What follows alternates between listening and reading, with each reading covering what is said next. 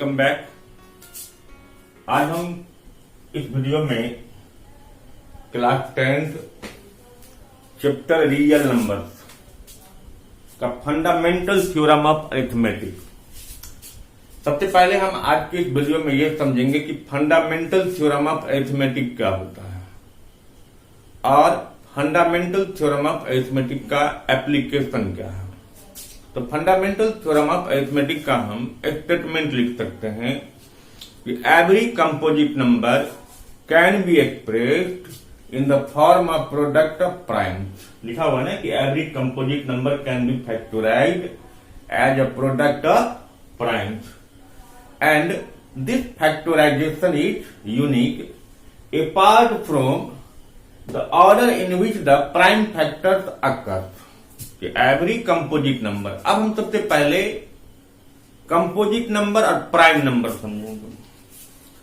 देखिए, बहुत ऐसे बच्चे होते हैं जो क्वेश्चन बनाना जानते हैं लेकिन बेसिक कंसेप्ट में वो कंपोजिट और प्राइम नंबर नहीं समझ पाते हैं कि प्राइम किसको कहते हैं। तो प्राइम नंबर हम उस नंबर्स को कहते हैं जिस नंबर्स का एग्जैक्टली दो ही फैक्टर्स होता है, वन एंड इटसेल्फ। और प्राइम नंबर होने के लिए मैक्सिमम दो ही फैक्टर होना चाहिए।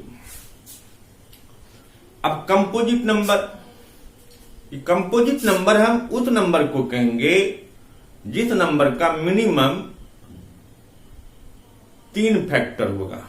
अगर मैक्सिमम 2 फैक्टर हुआ, एग्जैक्टली 2 फैक्टर हुआ, तो आप उसको क्या कहेंगे, वो प्राइम नंबर है।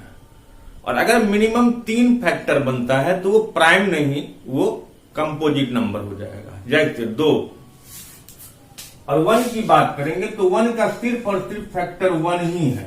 तो 1 का फैक्टर 1 है तो 2 फैक्टर तो नहीं हुआ, एक ही फैक्टर बना। 2 की बात करेंगे तो 2 का फैक्टर 1 और 2 है।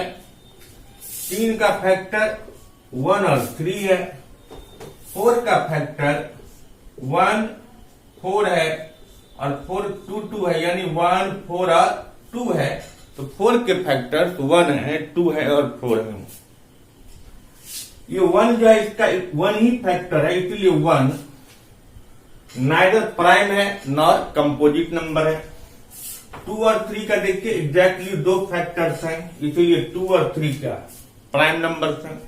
और 4 के 3 फैक्टर्स हैं, 1 2 और 4, इसलिए 4 क्या एक कंपोजिट नंबर है। तो फंडामेंटल थ्योरम जो है इसी कंपोजिट नंबर पर बेस्ड है कि किसी भी कंपोजिट नंबर को हम प्रोडक्ट ऑफ प्राइम नंबर में एक्सप्रेस कर सकते हैं। और वो जो प्रोडक्ट ऑफ प्राइम होता है वो यूनिक होता है अपार्ट फ्रॉम द ऑर्डर। उसका ऑर्डर जो होगा, उसका डिग्री जो होगा, उसका पावर जो होगा, वो कुछ भी हो सकता है। ठीक है, अभी फंडामेंटल थ्योरम ऑफ अरिथमेटिक में इसके एप्लीकेशंस क्या है। देखिए, ये जो लिखता है कि apart from the order in which the prime factors occur, इसका एप्लीकेशन क्या होगा फंडामेंटल थ्योरम ऑफ अरिथमेटिक का। इसका एप्लीकेशन में हम लिख सकते हैं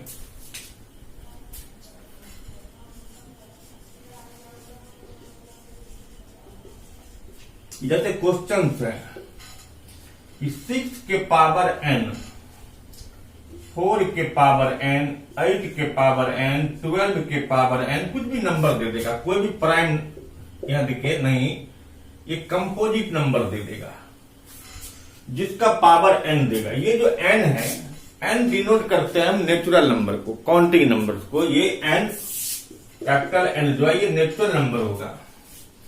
और ये n जो है वो नेचुरल नंबर हो सकता है, बिलोंग टू n। इसको पढ़ते हैं कि this n belong to capital N, capital N denote for natural number.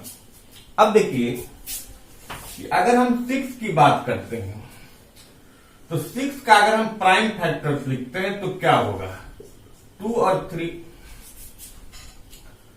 तो 6 के पावर अगर हम 1 लिखते हैं तो पावर 6 होगा।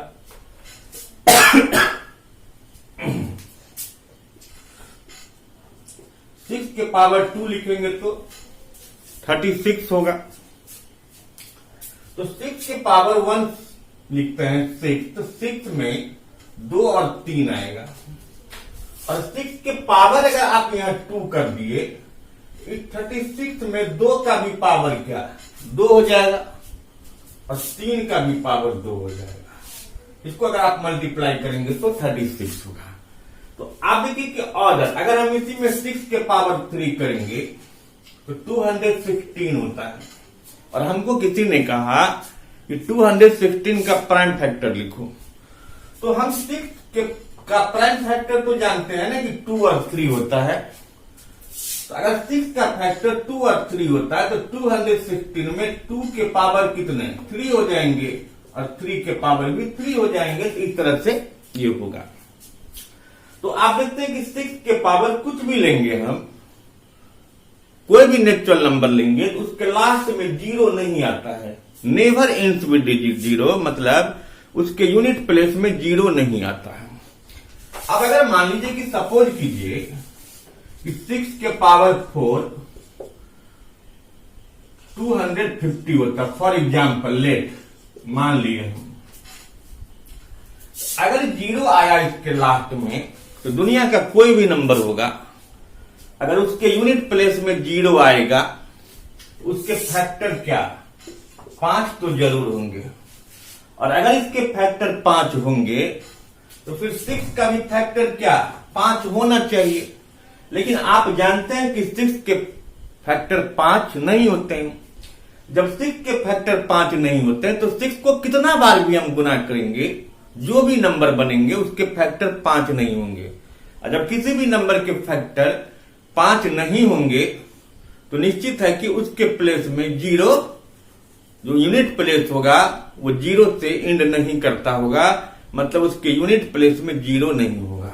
ठीक है। तो क्वेश्चन क्या था आपका कि मान लीजिए कोई हमको कहेगा कि शो करो कि 6 के पावर n, 8 के पावर n, 12 के पावर n 0 से एंड नहीं करता है। तो हम लिखेंगे कि इफ पॉसिबल लेट 6 के पावर n, जो भी नंबर बनेगा वो 0 से एंड करता है। If 6 के power n ends with digit 0, then it must have factor 5. But as fundamental theorem of arithmetic, every composite number has unique prime factors. और अगर 6 के फैक्टर 5 नहीं है तो फिर इसके फैक्टर 5 नहीं होंगे। तो क्या लिखना होगा कि every composite number can be expressed in the form of product of prime numbers, and this is unique factorization. So, by fundamental theorem of arithmetic, ये क्वेश्चंस क्या ऑटोमेटिकली क्या आप प्रूव कर सकते हो। देखिए इस तरह के क्वेश्चंस को हम प्रूव करने में इसका यूज करेंगे।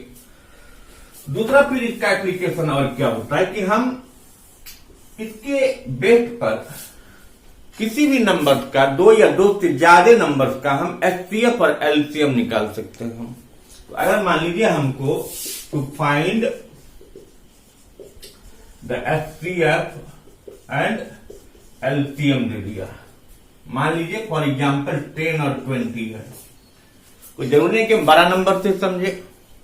तो हम क्या करेंगे, पहले 10 का प्राइम फैक्टर निकालेंगे 2 से 5, 5 से 1। फिर 20 का अगर हम निकालते हैं 2 से 10, 2 से 5, फिर 5 से 1। अब 10 का क्या बना, 10 का बना है 2 इंटू 5 और 20 का बना 2 के पावर 2 इंटू 5। अब एचसीएफ निकालना है और एलसीएम निकालना है। देखिए एचसीएफ का फुल फॉर्म, एचसीएफ को दूसरा नाम हम जीसीडी भी बोलते हैं, ग्रेटेस्ट कॉमन डिवाइजर। तो जब हम एचसीएफ निकालेंगे इसका full form highest common factor बनेगा। और एचसीएफ के टाइम में जो कॉमन होगा, दोनों में कॉमन फैक्टर होगा, उसमें हाईएस्ट पावर लेना है। जैसे 2 इसमें है, 2 इसमें है, बट एक में 2 1 टाइम है, एक में 2 टाइम है। तो कॉमन में हम 2 के पावर 2 एलसीएम में ले लेंगे और एचसीएफ में लिस्ट पावर लेना है। क्या देखना है, कॉमन में एचसीएफ में आप लिस्ट पावर को लेंगे और एलसीएम में मैक्सिमम पावर को लेंगे। 5 दोनों में सेम टाइम है तो आप ले लीजिए। तो 5 2 जा कितना 10 और ये 2 2 जा 4, 4 5 जा कितना 20। इसका एचसीएफ कितना आ गया 10 आ गया और एलसीएम कितना 20 आया। अब देखिए दूसरा एग्जांपल देखते हैं।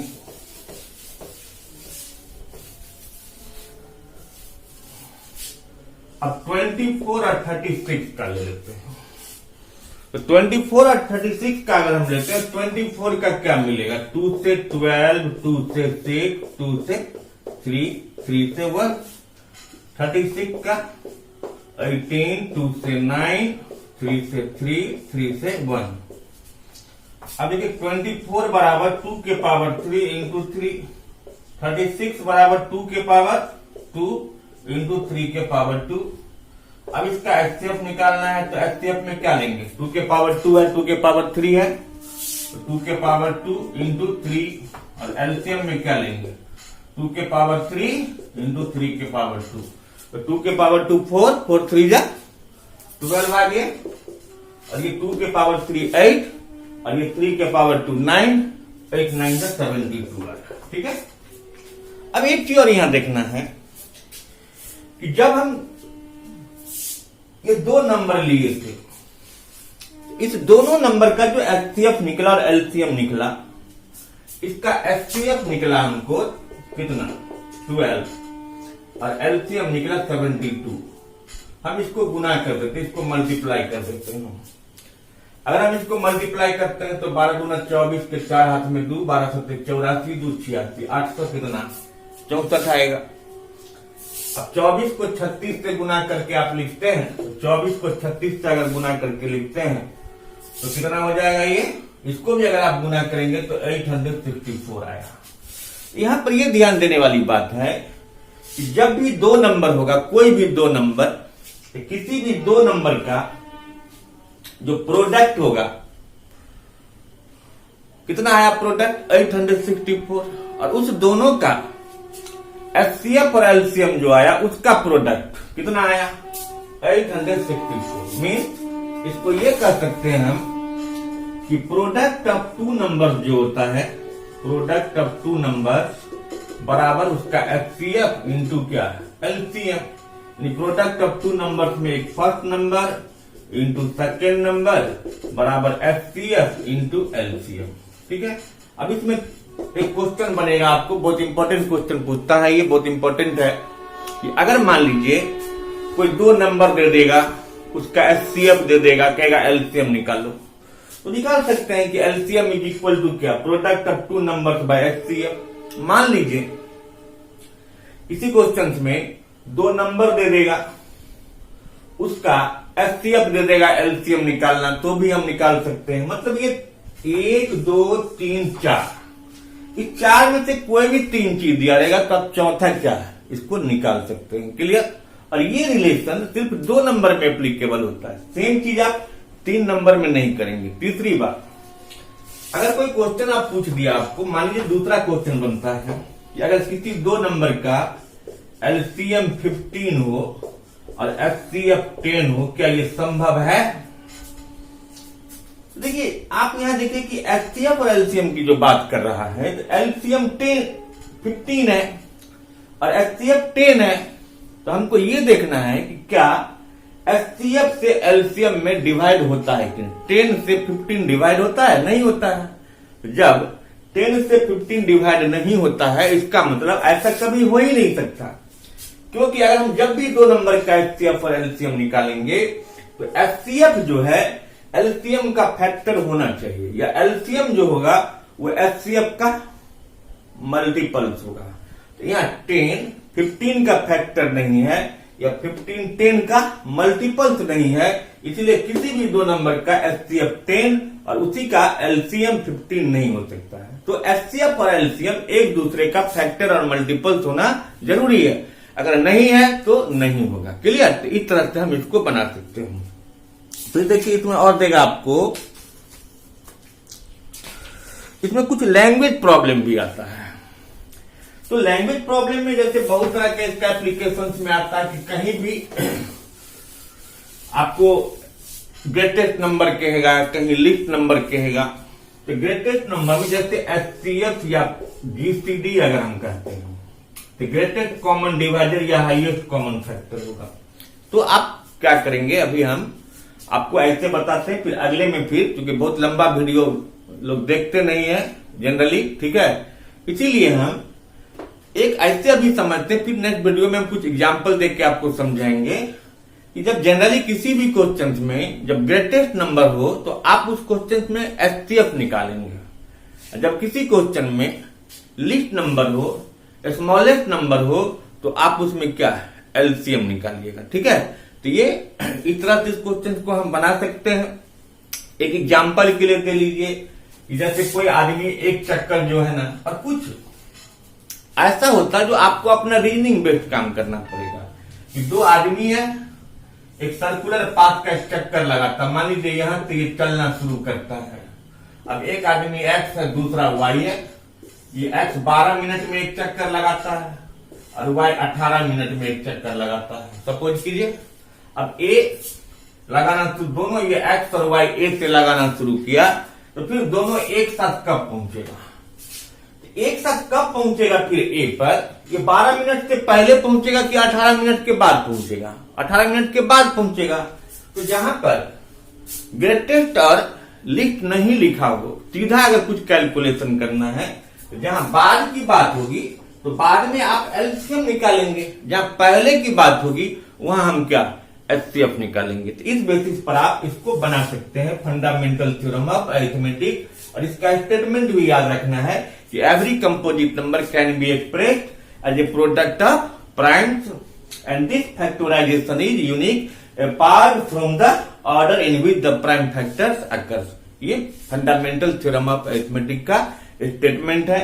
इसके अकॉर्डिंगली हम किसी भी नंबर के पावर एन को आप वेरीफाई कर सकते हैं, वो 0 से इंड करेगा या किसी भी डिजिट से इंड करेगा। इसी बेसिस पर हम एचसीएफ निकाल सकते हैं, एलसीएम निकाल सकते हैं, एचसीएफ एलसीएम के बीच में रिलेशन को एस्टेब्लिश कर सकते हैं। एचसीएफ जो होता है वो एलसीएम का हमेशा क्या फैक्टर्स होगा। अगर फैक्टर्स नहीं बनता है, इसका मतलब एचसीएफ और एलसीएम जो निकल रहा है वो कभी हो ही नहीं सकता है, ठीक है। फिर हम अगले पोर्शन को फिर नेक्स्ट वीडियो में शेयर करेंगे। Thank you.